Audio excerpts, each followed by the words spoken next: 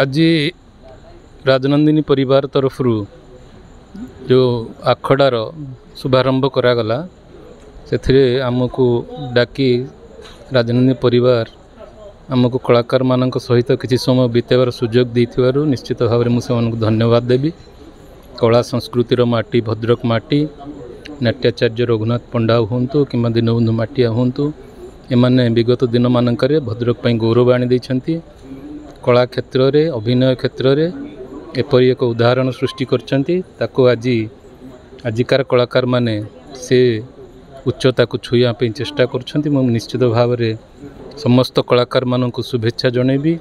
एवं प्रभु जगन्नाथ को पाखे प्रार्थना करी तांकर उत्तरोत्तर उन्नति हो ये अनुष्ठान बहुत ऊपर को जाओ ओडिशा माटी रे एवं ओडिशा बाहर भद्रक पाई गौरव आनी दो एति कामना मु करुछि। कला एवं कलाकार आजिका दिन में निश्चित भाव में जी प्रोत्साहन मिलिया कथा सरकार तरफ हूँ तो पाई ना आम आगामी दिन मानक कला कला कला और कलाकार उन्नति एवं तांकर भविष्यतर उज्ज्वल निश्चित भाव में प्रयास करूँ। सांसद भाव में मुझे आम विभिन्न फोरम रे विषय आलोचना करूँ ऐतिह्य संस्कृति हो किंबा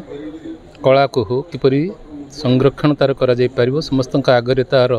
विगत दिन मानक जहाँ सब से माने करिसेंति आगामी दिन मानक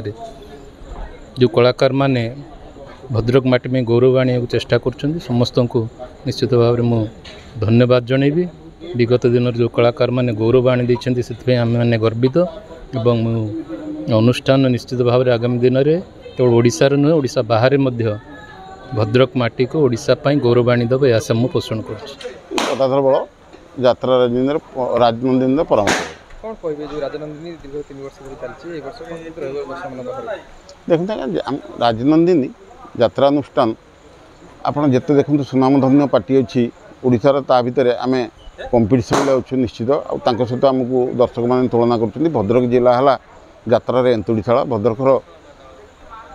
आम रघुनाथ पंडा हेले यात्रा जगतर पितामह श्यामसुंदर महापात्र ठारू दीनबंधु माठिया पर्यंत जिते सुनामधन्य कलाकार अच्छा सब भद्रक जिलार आम से आदर्श अनुप्राणित ओडिशा पर बंद हो जापर भद्रकर सेमती सुनामधन्य यात्रानुष्ठान नाला राजनंदिनी एक यात्रानुष्ठान जो थे सुनामधन्य कलाकार अच्छा बलिष्ठ कहानी अच्छी बलिष्ठ निर्देशक मैंने निर्देशना दौरान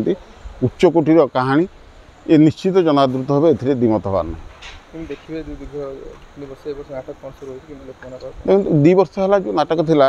विभिन्न नाटक थिला गत वर्ष आप देखु बाहानगा लोमहर्षणकारी जो रेल दुर्घटना को नहीं बाट सरीगला बाहानगार होता जो प्रत्येक कैंप्रे 2-3 रात लेखे करथिला